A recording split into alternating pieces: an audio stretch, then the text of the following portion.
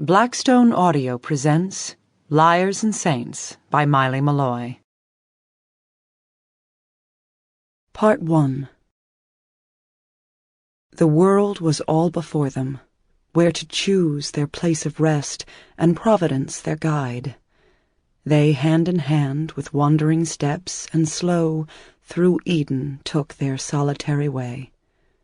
John Milton, Paradise Lost, Book 12. Don't sit under the apple tree with anyone else but me. Lew Brown, Theodore Tobias, and Sam Stept, 1942. Chapter 1.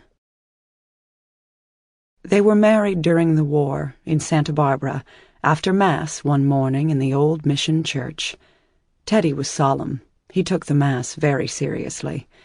Yvette, in a veiled hat and an ivory dress that wasn't a gown, was distracted by the idea that she was in California, without her father there to give her away, and she was about to change her life and her name.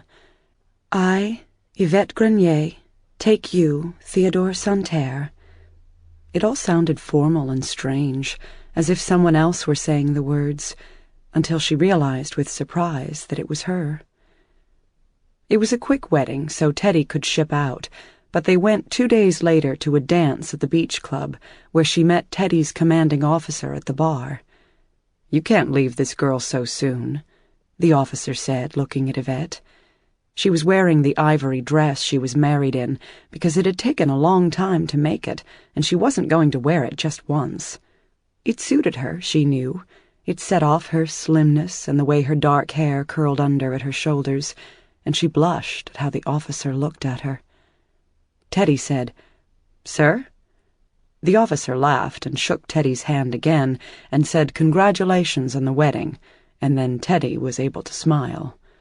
They both thought the CO was only joking, but he wasn't.